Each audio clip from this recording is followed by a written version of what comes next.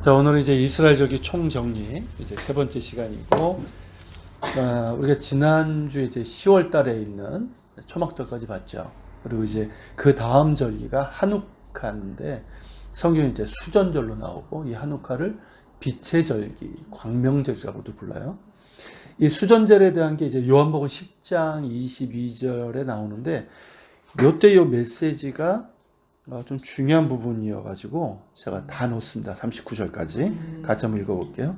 예루살렘에 수전절이 이르니 때는 겨울이라. 예수께서 성전한 솔로몬 행각에서 거니시니 유대인들이 에워싸고 이르되 당신이 어디까지나 우리 마음을 호혹하게 하려 하니 그리스도이면 밝히 말씀하소서 하니 예수께서 대답하시되 내가 너에게 말하시되 믿지 아니하는도다. 내가 내 아버지 이름으로 행하는 일들이 나를 증거하는 것이거늘 너희는 내 양이 아니므로 믿지 아니하는도다.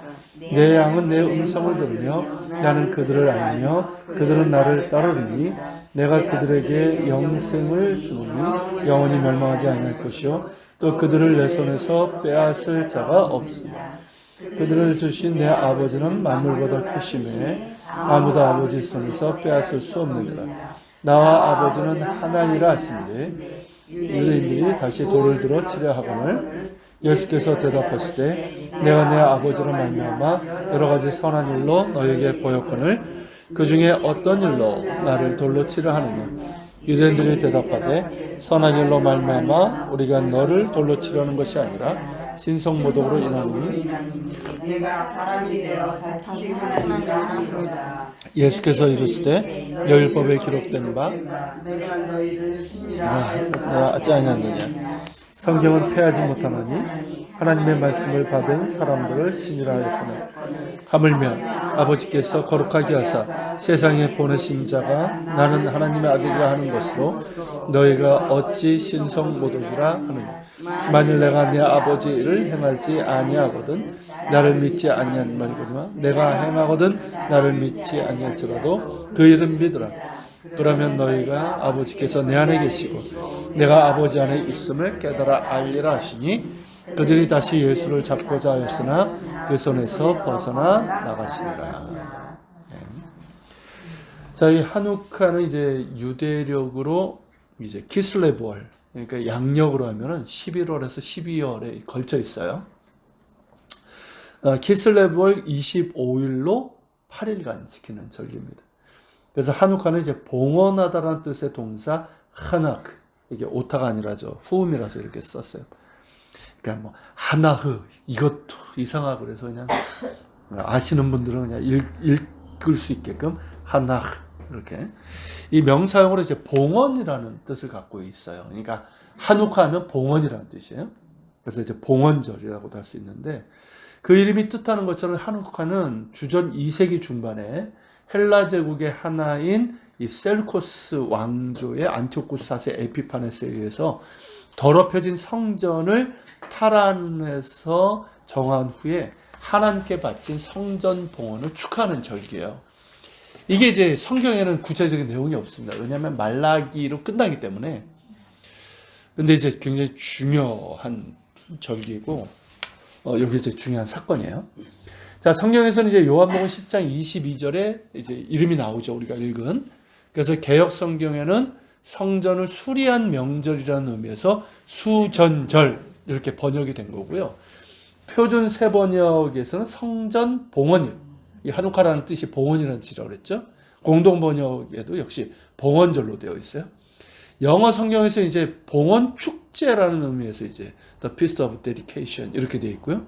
헬라어 신약 성경 본문에는 재건, 그러니까 다시 이제 지은 건 아닌데 어쨌든 이제 그런 의미에서 엔카이니아라고 이렇게 되어 있습니다. 근데 이제 한우카의 역사적 유래를 이제 보게 되면 이게 이제 구약 성경에는 신약 성경에는 없고요. 이름만 이제 요한복음에 나올 뿐이고 이 역사적 유래는 구약 외경인 이제 마카비 1서, 2서 그리고 이제 요세푸스의 기록 등을 통해서 우리가 알 수가 있어요. 주전 344년에 알렉산더 아시죠? 알렉산더가 페르시아를 정복하고 나서 고대 근동지방에 헬라 제국이 세워지게 되죠. 알렉산더는 아리스토텔레스의 제자입니다. 그래서 온 세계를 헬레니즘으로 하나로 만드는 게 꿈이에요. 헬레니즘의 그 문화에 심취했던 사람인데, 근데 33살의 젊은 나이에 갑작스럽게 죽죠. 그래서 이제 그럼에도 이제 그의 꿈은 계속 이제 이어지게 됩니다. 그 후계자를 통해서. 뭐 자기 친 후계자가 없었기 때문에 그의 제국은 신하들에 의해서 넷으로 나눠지게 돼요. 그 중에서 이제 이스라엘 땅을 처음 지배한 헬라 제국이 프톨레미, 혹은 톨레미라고 하는데 프톨레미라고 하는 게 맞습니다. 이 프톨레미 왕조로 이집트의 알렉산드리아를 수도로 삼았어요. 그리고 이제 프톨레미 왕조는 군사권을 제외하고 정치, 종교의 자치권을 유대인들에게 허락을 했습니다. 그러니까 어때요? 유대인 입장에서는 괜찮은 거예요. 그죠? 뭐 페르시아도 약간 뭐 그런 정책을 폈지만, 그리고 이제 당시 대제사장은 그러니까 유대사의 실질적인 수장, 그러니까 정치 종교 실질적인 수장이었던 거예요. 그러니까 이 대제사장은 이때도 그렇고 로마 때도 막강한 권력이었어요. 그냥 최고 제사장 중에 최고다 이 뜻이 아니에요. 이거 실질적인 그러니까 정치 종교의 수장이었고, 근데 이제 주전 3세기 말에 그 시리아 지역을 기반으로 한 북쪽의 셀루코스 혹은 셀루시드라고 그러는데 영어식 발음이고요. 셀루코스라고 하는 게 더 맞습니다. 이 셀루코스 왕조의 안티오코스 3세가 이제 침입을 해요. 그래서 이제 두 헬라 제국 간에 이제 전쟁이 있게 됩니다. 그러다가 이제 주전 200년에 파네이온 전투에서 셀루코스 왕조가 이기게 되고, 그러면서 이스라엘 땅은 셀루코스 지배하에 들어가게 되는 거예요. 그러니까 이스라엘 땅이 작지만 굉장히 중요하거든요. 그래서 이제 들어가게 돼요. 그래서 셀루코스 왕조의 안티오코스 3세는 지중해 신흥 강국 로마, 이때 이제 로마가 신흥 강국으로 일어날 때예요. 만만하게 봤죠. 그리고 이제 전쟁을 했는데 졌어요. 그러고 나서 이제 막대한 전쟁 배상금을 치르게 됩니다. 그러니까 어떻습니까? 이때 이제 자신의 영토에 있는 여러 민족들의 신전들이 있잖아요. 신전 보물 창고가 있잖아요. 그걸 약탈을 했고, 유대인의 성전 역시 예외는 아니었어요. 그리고 이제 그의 아들 안티오쿠스 4세, 이 친구가 이제 문제인 건데, 이 안티오쿠스 4세 역시 로마에 대한 전쟁 배상금, 아버지 때 못 갚았어요. 그러니까 이제 예루살렘 성전 창고를 약탈을 했으니까 어떻습니까? 유대인들의 반감이 더 컸죠. 그런데다가 이 안티오쿠스 4세가 다른 민족들과 달리 순수히 헬라화 되질 않아, 유대인들은.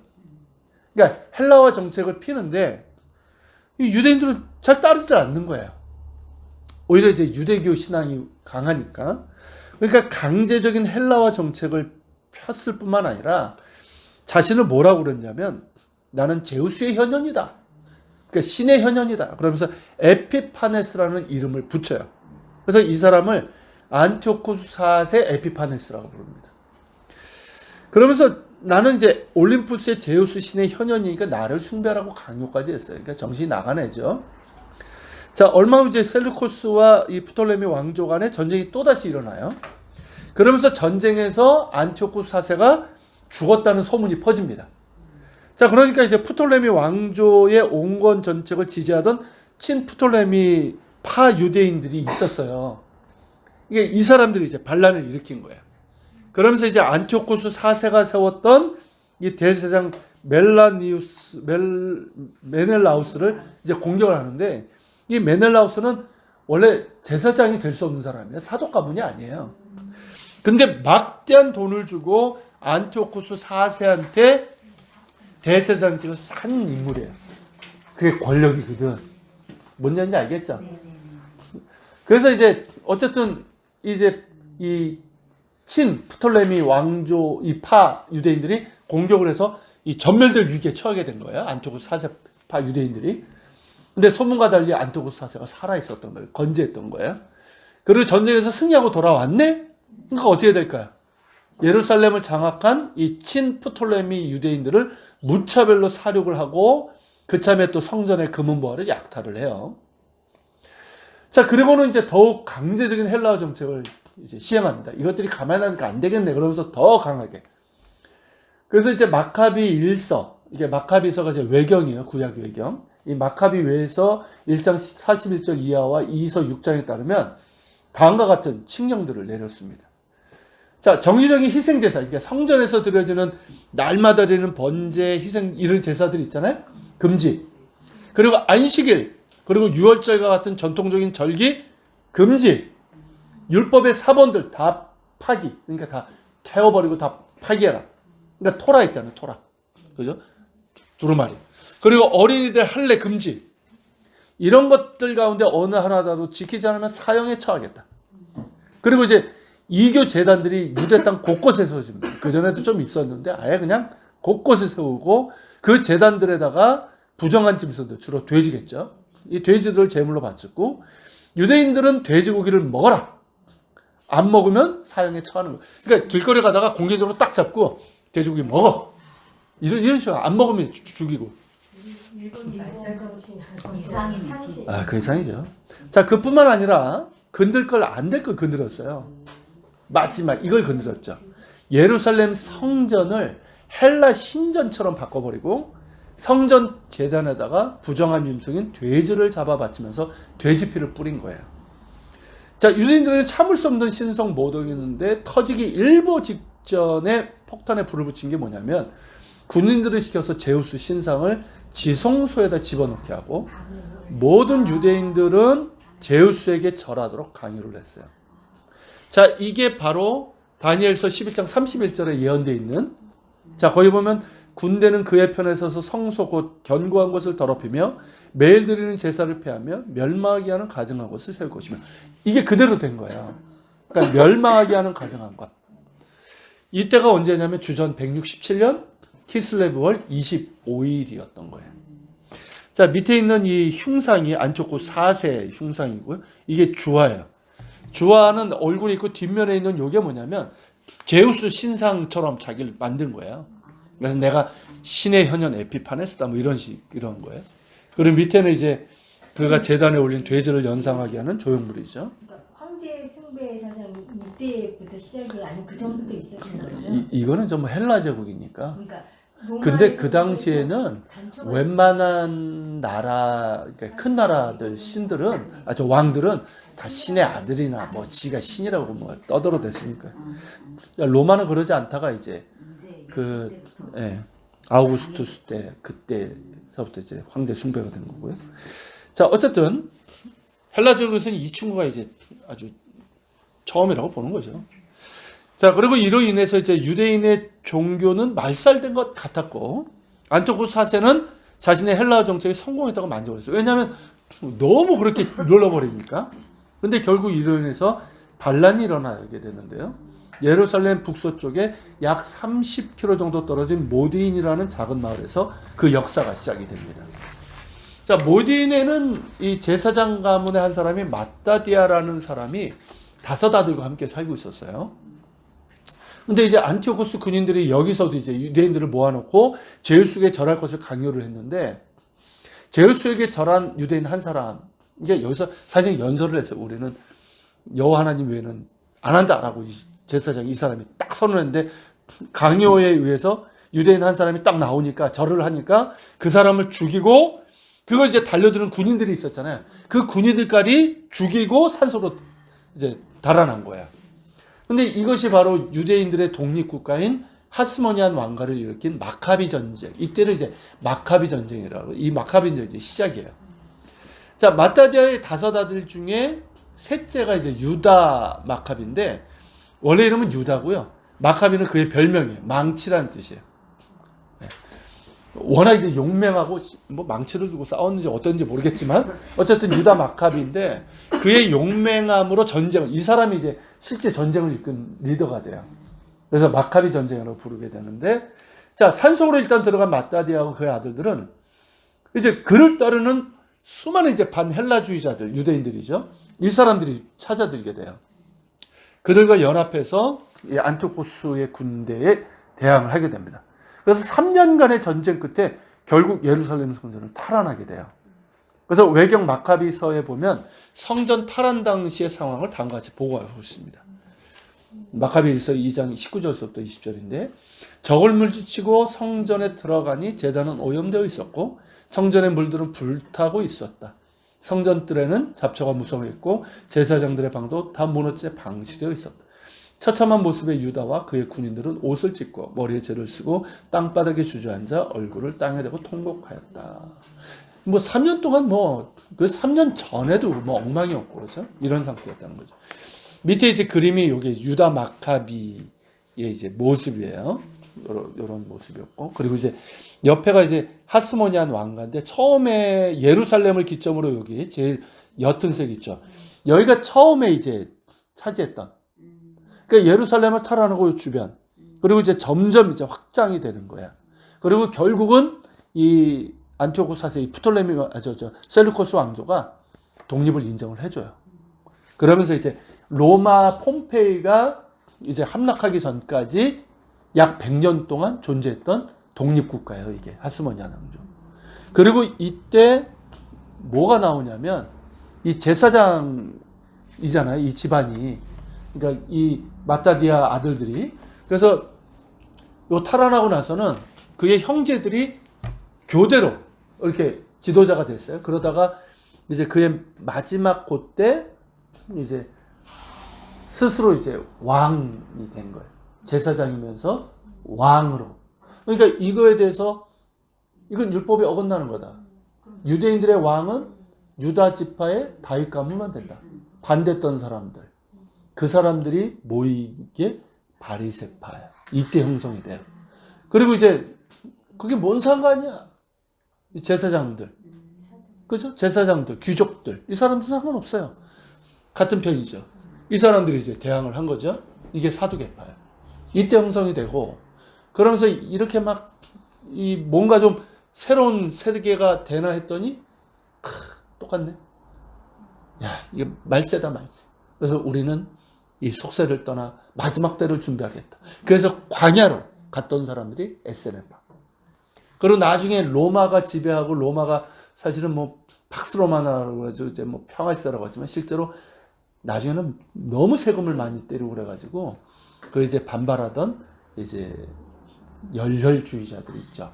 그러니까 로마 군인이나 헤롯 땅을 보면 죽이려고 했던 그 사람들이 열심히. 이 사람들도 우리는 유다 마카비의 후예다. 다 이때 나온 거예요, 사실은. 그리고 이제 이 하스모니아넌가 말기에 헤롯의 아버지가 이제 등장을 해요. 정권 줄타기 하면서 이제 실질적인 권력을 잡고, 그러면서 이제 헤롯이, 그 우여곡절이 있어요. 그러면서 헤롯이 이제 유대인의 왕이 되는 과정. 그래서 이 하스모니안 왕과 요 시기에 대해서 알아야 돼요. 알아야지만 요 부분을 할 수가 있어요. 그건 이제 나중에 우리가 좀 그 부분을 하게 되면 좀 더 자세하게 말씀드릴게요.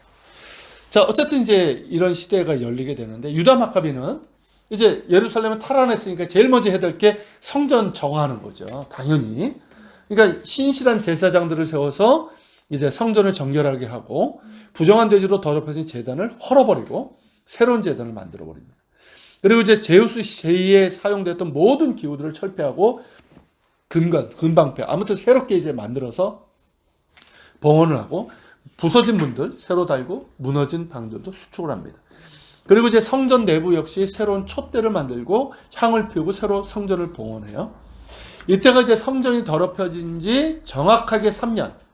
유대력으로 주전 164년 키슬레브월 25일이었어요. 그러니까 3년 전에 키슬레브월 25일에 뺏겼던 공교롭게도 같은 날이에요. 그 성전은 정확하게 3년 후 같은 날에 봉헌이 됩니다. 그러니까 예배가 없었고 희생제사가 없었고 유월절 등의 야외 절기가 없었던 3년. 그 3년 만에 들어진 봉헌이고 제사였으니까 어땠을까요?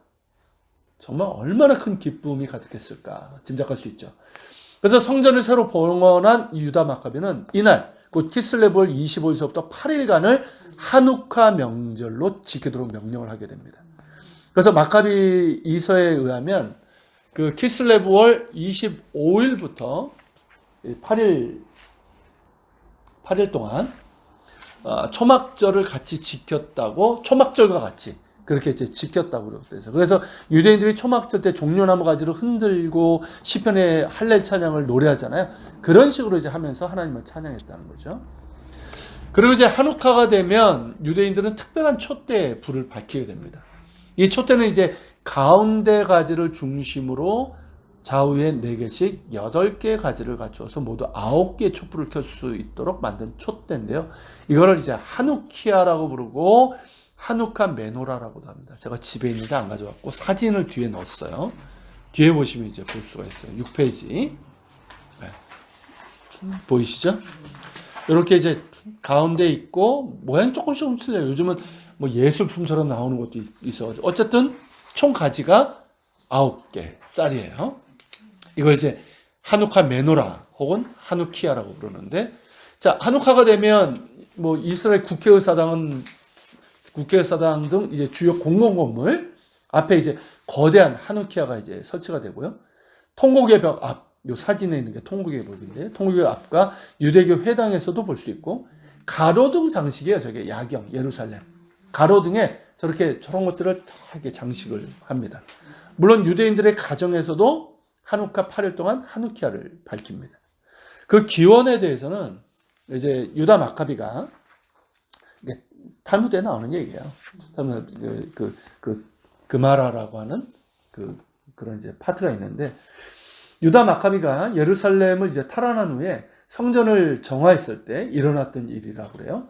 그래서 성전을 정화할 때 성전 내부 조명인 이 메노라잖아요. 이게 메노라가 이제 칠지초 때 여기 성전 내부를 밝히던 조명이었잖아요. 근데 이제 여기 이제 기름을 담는 거잖아요, 위에. 근데 이제 따로 준비된, 그러니까 오염되지 않은 기름, 정말 깨끗한 올리브 하루치밖에 없는 거예요. 3년 동안 그 모양이 됐으니까 없죠, 당연히. 근데 기적이 일어났다고 그래요. 하루치의 기름으로 8해 동안 불을 밝힐 수 있었던 거죠. 그래서 하누카 때는 촛대를 칠지촛대인 메노라를 쓰지 않고 특별히 9개의 줄기가 있는 촛대를 쓰고 그것을 하누키아라고 하는 거예요. 반면 다음과 같은 이야기도 있어요.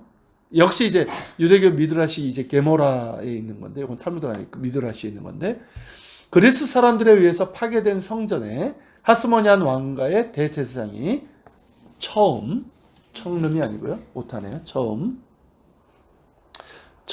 들어갔을 때 그곳에서 8자루의 창을 발견했다.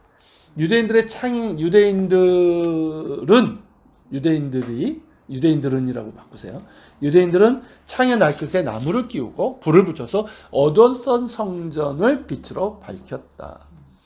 저는 솔직히 후자가 더 맞는 것 같은데, 어쨌든 유대인들은 이제 앞에 것을 더 선호합니다. 어쨌든 이런 일을 기념해서 지금도 하누카는 8일 동안을 지키는데 날마다 불을 밝히게 되는 거죠. 그래서 하누카를 요세푸스는 뭐라고 소개하냐면 빛의 절기다. 그러니까 이거를 이제 특별한 초를 붙이니까 실제로 의미적으로도 어두웠던 시대에서 빛이 온 거잖아요. 광명절, 빛의 절기, 이렇게 소개하고 있어요.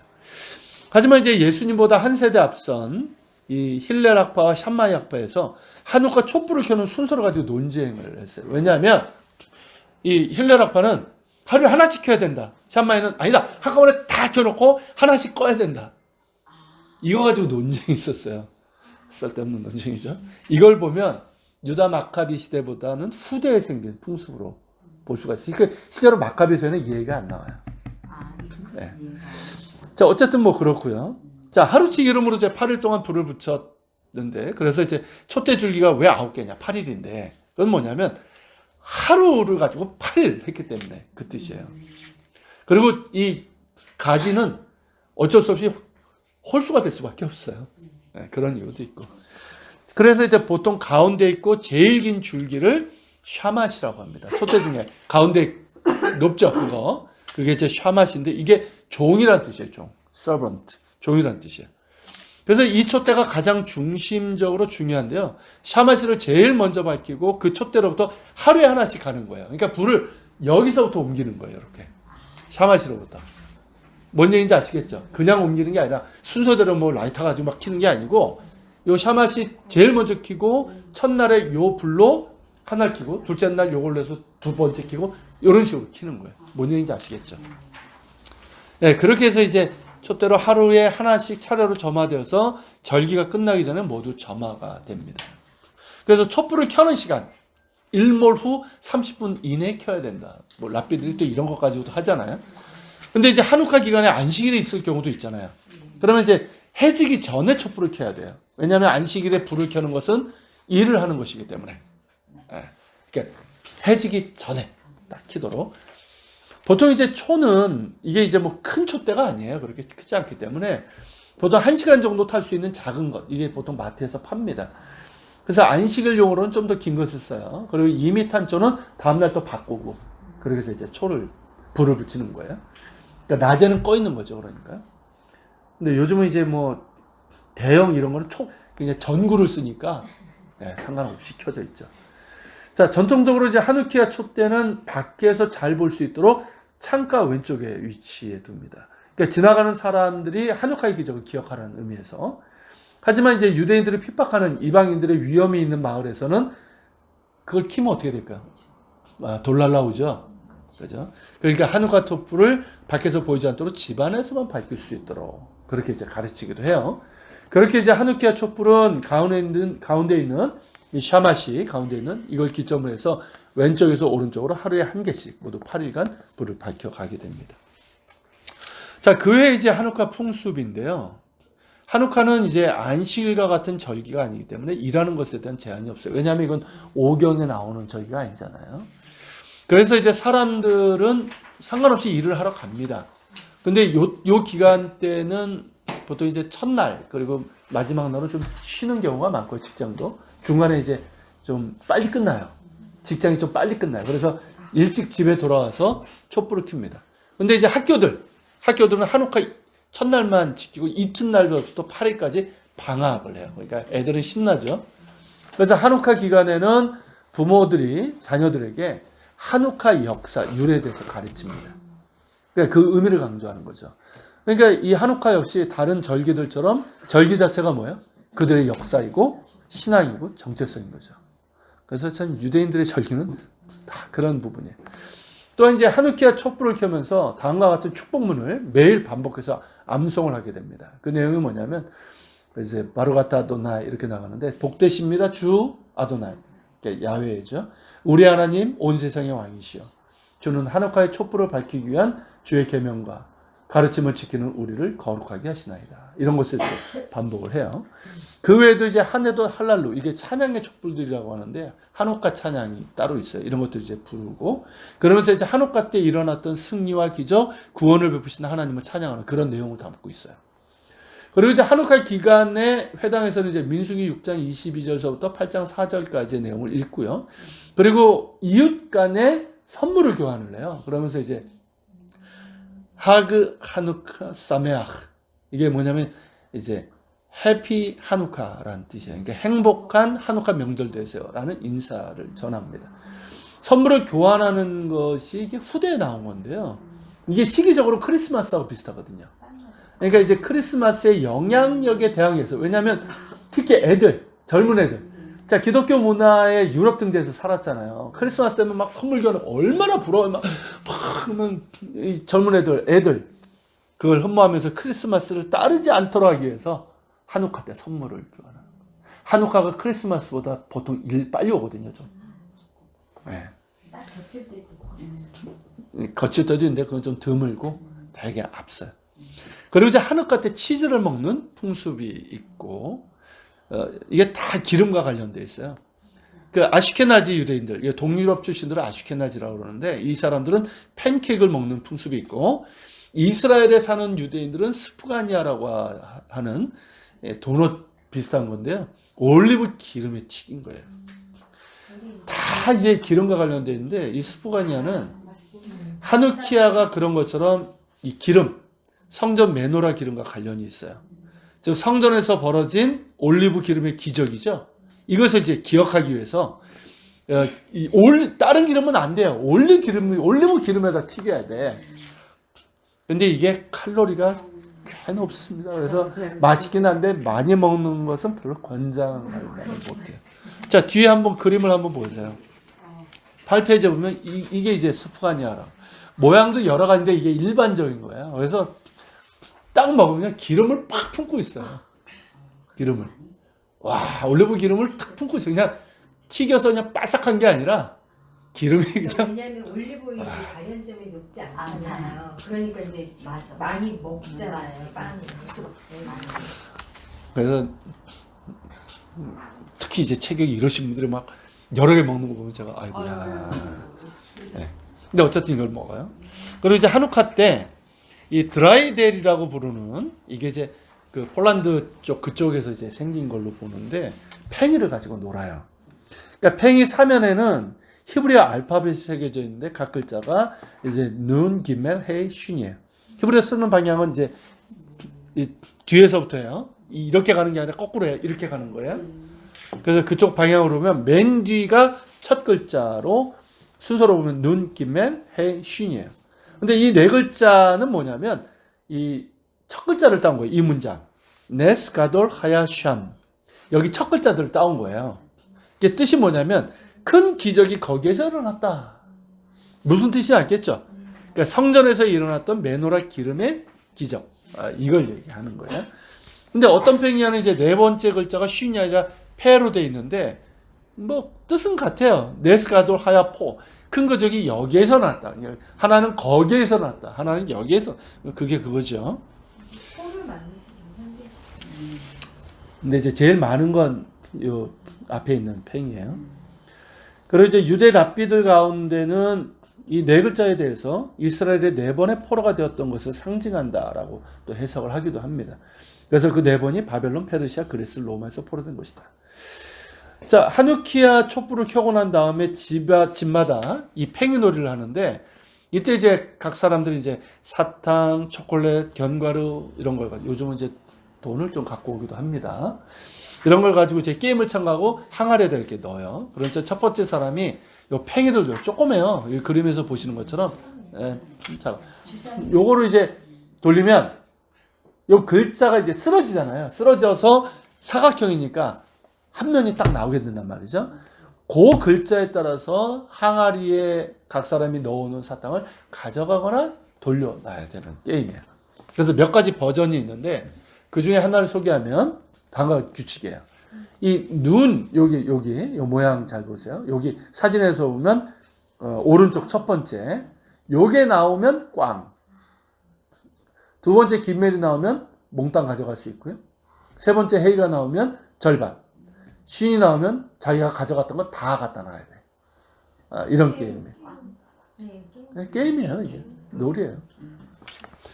근데 이 게임은 본래 이게 생긴 게 유대인들이 토라 공부하는 걸 숨기기 위해서 생겨난 게임이라고 합니다. 그러니까 셀루쿠스 왕조의 박해 때 유대인들이 토라를 공부하는 것도 금했잖아요. 파기하고. 그러니까 유대인들이 몰래 동굴에 모여가지고 공부를 했다는 거예요, 따로. 근데 이제 한 사람이 이제 망을 보는 거야. 안티오쿠스의 군인들이 오는지. 망을 보다가 군인이 오면 빨리 신호주고, 야, 숨겨. 그러면 그때 이 팽이를 돌리는 거야. 팽이 돌리면서 게임하는 것처럼. 그러면 이제 그러고 넘어갔다는 거죠. 어쨌든 뭐 그렇게 해서 이제 유래됐다라고 얘기를 하는데, 어쨌든 이 팽이놀이는 마치 우리나라 설날에 뭐하고 비슷합니까? 윷놀이. 그죠? 윷놀이처럼 온 가족 이웃이 즐기는 명절 놀이가 되었어요. 자, 그리고 이제 마지막으로 우리가 볼 거는 뭐냐면 한우카와 예수님 그리고 크리스마스와의 관계예요. 자, 우리가 한우카에 대해서 이렇게 알보면 크리스마스와 상당히 유사하다라는 느낌을 갖게 됩니다. 이 두 절기는 모두 이스라엘 땅에서 유대인들에 의해서 이루어졌거나 관련이 있고요. 두 절기의 시기 역시 근접해 있어요. 비록 이제 한우카가 음력인 유대력으로 지키기 때문에 정확하게 일치하지 않지만 유대력에 따르면 12월 25일이에요. 크리스마스는 양력이고, 그러니까 유대력은 음력일 뿐이고, 뭔 얘기인지 아시겠죠? 하나는 음력이고 하나는 양력일 뿐 12월 25일인 건 같아요. 그리고 이날에는 특별한 노래를 불러요. 우리는 크리스마스 캐럴을 부르고 유대인들은 한우카와 관련된 할렐 찬양을 부릅니다. 그리고 두 사건 모두 사람들의 운명을 바꾸는 역사적인 사건이죠. 만약에 한우카라는 절기가 없었다고 하면 유대인들의 어떤 운명도 달라졌을 수도 있어요. 완전 그렇게 해가지고 뭐 안티오코스 사사가 가만히 놔뒀겠습니까, 유대인들을? 그죠? 어쨌든 운명을 바꿔놓고 예수께서 오심으로 온 인류의 운명이 바뀐 거죠. 두 절기에는 모두 빛이 밝혀져요. 또한 두 절기에는 종이 최고의 위치를 차지하죠. 한우카 때 중앙에 있는 촛대가 샤맛인데 이게 종이라는 뜻이라고 그랬잖아요. 크리스마스 때는 뭡니까? 고난의 종이신 메시아 예수님께서 중심에 계시죠. 그리고 여기서 중요한 의미가 바로 빛이에요. 빛. 그러니까 하누카를 빛의 절기, 광명절기라고 그러잖아요. 빛이에요. 크리스마스 역시 그렇고. 자, 하누카 때 더럽혀진 성전을 정하기 위해서 8일 동안 빛이 비추었다는 것인데 이것이 우리에게 의미하는 바가 큽니다. 하누카 촛대인 하누키아에 있는 제일 긴 중앙의 촛대를 이 샤마시는 여호와의 종, 예수님을 의미하는 거예요. 궁극적으로. 그리고 예수님께서 요한복음 8장 12절에서 이렇게 말씀하셨죠. 읽어볼까요? 나는 세상의 빛이니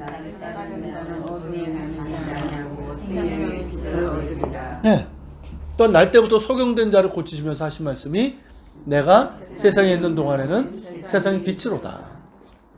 그리고 이제 유대인들의 핍박을 염려한 제자들이 예수님께서 유대 지방으로 가고자 하신 것을 만류했었거든요. 그때 하셨던 말씀이에요. 낮이 12시간이 아니냐. 사람이 낮에 다니면 이 세상의 빛을 보므로 실족하지 아니하고 밤에 다니면 빛이 그 사람의 안에 없는 거로 실족하느니라. 그리고 요한복음 12장 35절 36 이렇게 말씀하셨어요. 예수께서 이르시되 아직 잠시 동안 빛이 너희 중에 있으니 빛이 있을 동안은 다녀 어둠에 붙잡히지 않게 하라. 어둠에 다니는 자는 그 가는 곳을 알지 못하느니라. 너에게 아직 빛이 있을 동안에 빛을 믿으라. 그리하면 빛의 아들이 되리라. 그리고 누가복음 이제 2장 32절에서 예수님을 가리켜서 이방을 비추는 빛이요 주의 백성 이스라엘의 영광입니다. 이렇게 말씀하고 있어요. 그러니까 이외에도 여러 곳에 예수님은 빛으로 소개되고 있죠. 그리고 예수님 자신도 세상의 빛이라고 하셨고 그 빛을 믿는 자마다 빛의 아들들이 된다고 하셨어요. 그리고 우리가 처음에 이제 수전절에 관한 말씀 읽었죠. 그 말씀에서도 이 수전절 때 하신 말씀이 뭐예요? 당시께서 하나님의 아들, 그죠? 그리스도심을 증명하셨단 말이죠. 그러니까 하누카의 촛대, 하누키아의 중앙줄기인 이 샤마시가 모든 다른 줄기를 점화시키듯이 예수 그리스도께서는 그분과 접촉하는 모든 사람들, 즉 그분을 인격적으로 만나서 영접하여 믿는 모든 사람들에게 빛으로 들어오실 뿐만 아니라 빛을 부여해 주시죠. 그래서 너희는 세상의 빛이라 이렇게 말씀하시는 거죠. 또 이제 하누카가 이제 성전 봉헌의 축제라고 할 때 그 의미 역시 예수님 안에서 완성이 됩니다. 예수님께서는 자신을 성전과 동일시하셨죠. 자, 요한복음 2장 말씀인데 예수께서 대답하여 이르시되 너희가 이 성전을 헐라 내가 사흘 동안에 일으키리라. 유대인들이 이르되 지역권을 내가 3일 동안에 일으키겠느냐 하더라. 그러나 예수는 성전된 자기 육체를 가리켜 말씀하신 것이라. 자, 사도 요한 역시 마지막 날에 이 땅에 임할 새하늘과 새 땅, 곧 하나님 나라를 이렇게 묘사했죠. 요한계시록 21장인데 성령으로 나를 데리고 크고 높은 산으로 올라가 하나님께로부터 하늘에서 내려오는 거룩한 성 예루살렘을 보이니 성 안에서 내가 성전을 보지 못하였으니 이는 주 하나님 곧 전능하신 이와 및 어린 양이 그 성전이시니라.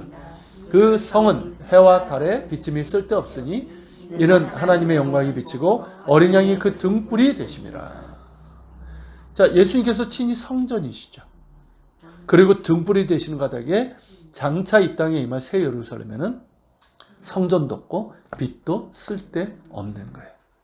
그러니까 우리는 세상에 비치신 예수님 안에서 이 하나님의 영광의 빛을 보며 영단번, 다번이 아니고요. 영단번의 제물이시고 또 큰 대제사장이시며 진정한 성전이신 예수님 안에서 궁휼하심과 때를 따라 돕는 은혜를 얻기 위하여 은혜의 보좌로 담대히 나갈 수 있는 거죠.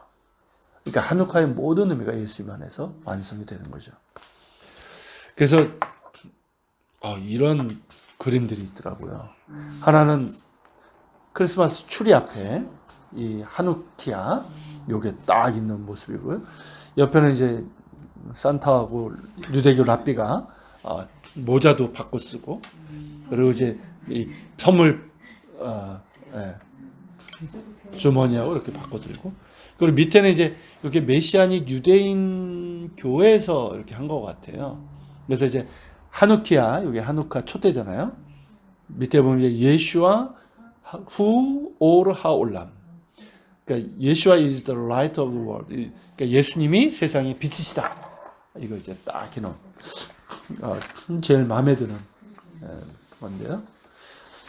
자, 마지막 페이지 보면, 자, 이렇듯 이제 하누카는 예수님의 탄생, 크리스마스를 상징적이고 예표적으로 보여주고 있습니다. 물론 이제 크리스마스의 날짜로 인한 논란이 있는 것은 사실이에요.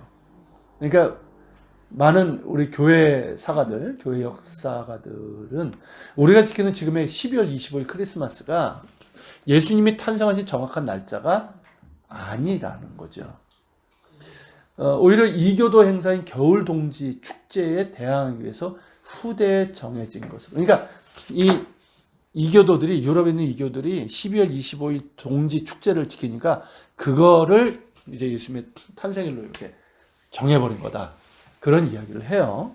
그런데다가 우리 개신교하고 로마 천주교는 12월 25일에 지키지만 동방 정교회나 아르메니아 정교회는 1월에 지켜요. 1월 6일, 1월 13일인가 그래요. 자, 그런 까닭에 이제 크리스마스의 날짜 논란이 있는 것이고, 실제로 청교도들은 한때 이교도와 관련될 수 있다면 크리스마스 축하를 금했었어요. 특히 이제 한우카와의 관계인데, 자, 예수를 믿는 메시아인 유대인들이 있죠. 이 사람들에게 크리스마스가 가지는 의미에 대해서는 당연히 반감이 없죠. 근데 이제 크리스마스 자체, 그 날짜, 이런 것들은 애매한 느낌을 주는 거예요. 하지만 유대인인데 기독교 학자가 있었어요. 유대 기독교 학자로 유명했던 알프레드 에델샴이라는 유대인 학자가 있는데요. 이 사람은 뭐라고 그러냐면, 한우카 날짜인 이 키슬레브월 25일이 초대교회에 의해서 크리스마스 날짜로 수용되었다라고 주장을 합니다. 그에 의하면 유대인의 한우카 명절인 키슬레브월 25일이야말로 예수님께서 태어나신 날로 적합했다는 거죠. 네. 그러니까 초대교회의 관심은 뭐냐면 예수님 탄생이, 이게 틀린 거예요. 다른 모든 종교는 자신들의 교주의 탄생일을 중요하게 여겨요. 그죠? 그런데 우리 기독교는 뭡니까? 부활이에요, 부활. 항상 부활이 중심이에요. 그러다가 이제 나중에 예수님의 태어나신 날 이러다가 요 때를 이제 수용하게 됐다는 거죠. 그래서 크리스마스야말로 진정한 성전이신 예수님께서 오신 봉헌의 날이고, 세상의 빛으로 오신 광명의 절기고, 참된 구원과 승리를 주실 메시아께서 오신 날이잖아요. 그러니까 이 한우카만큼 예수님께서 타신 날로 적합한 날이 없었다는 거죠. 그래서 이 초대교회가 이걸 이제 받아들였다는 거죠. 그의 주장대로 크리스마스는 이방인들의 축제를 따랐을 가능성보다는 기왕에 있었던 유대인들의 명절인 한우카에 신학적인 의미를 부여해서 수용했을 가능성이 더 크다 할 수 있습니다. 그런 까닭에 초기 교회는 키슬레브월 25일, 그러니까 음력 12월 25일을 예수님의 탄생일로 지키다가 후대 교회가 유대교와 분리되면서 그레고리력인 지금의 양력 12월 25일이 된 거죠. 사실 부활절도 그래요. 부활절도 처음에는 유대인들의 유월절 그대로 지켰어요. 그러다가 나중에 그 콘스탄틴 황제가 이제 기독교 공인하게 되면서 유대교하고 너무 뭐 이렇게 막 분리시키다 보니까 이상한 체제를 간 거예요. 그러니까 춘분 만월후 계산이 복잡해요. 그러니까 우리 지금 부활절은 음력도 아니에요. 묘한 뭐 춘분 만월후 이 계산하는 게 있어요. 그렇게 해서 간 건데 사실 그런 부분들은 참 아쉬워요. 그러니까 제가 늘 얘기하지만 물 더럽다고 애까지 버린 꼴이거든요, 그게. 어쨌든. 근데 이분 주장이 저는 훨씬 설득력이 있는 것 같아요. 네. 설득력이 있어요. 다 얘기하는데 왜 그날이 예수님이 안 믿는 사람들도 하고 우리도 믿는 사람들도 근데 이제 이렇게가 해주면 근거가 되잖아요. 네. 그리고 생뚱맞은 얘기가 아니니까. 그러니까 더 얘기해야 되지. 그리고 이제 뭐 우리의 뭐 날짜가 중요한 건 아닌데 어쨌든. 자, 그러므로 이제 메시아닉 유대인들은 그러니까 이 그들의 명절인 한우카 때 예수님의 성육신 탄생을 이야기를 해요. 이때. 저희가 첫 번째 한우카 갔을 때 저희 메시아닉 교회에서 우리 마임하듯이 그 사람들이 마임을 하는데 빛의 절기랑 예수님 이야기를 절묘하게 융합한 마임을 하더라고요. 그래서 그러니까 저는 마임이니까 말이 없으니까 맞아. 제가 되게 은혜 받았었거든요. 아, 이 사람들은 한우카를 예수님 성전 그렇게 연결해서 이해하고 있구나.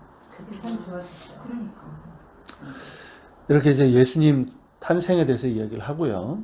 그리고 세상의 빛이요 진정한 성전이시고 구원과 승리를 주시는 메시아 예수님을 기뻐하며 찬양을 합니다. 우리가 이제 기도하는 바고 소망하는 바죠. 모든 유대인들이 한우카 때 그들의 왕이시며 메시아이신 예수와 우리 주님을 우리 이방인 신자들과 함께 기뻐하며 축하할 수 있기를 우리가 기도해야 될 줄로 믿습니다. 네. 자, 오늘은 여기까지. 우리에게 사실은 좀 생소한 절기죠. 그렇지만 상당히 중요한 절기입니다. 꺼야 돼, 그러니까 왜 꺼야 된다고 참말 하파는 왜 꺼야 된다고 얘기했는지 혹시 모르세요?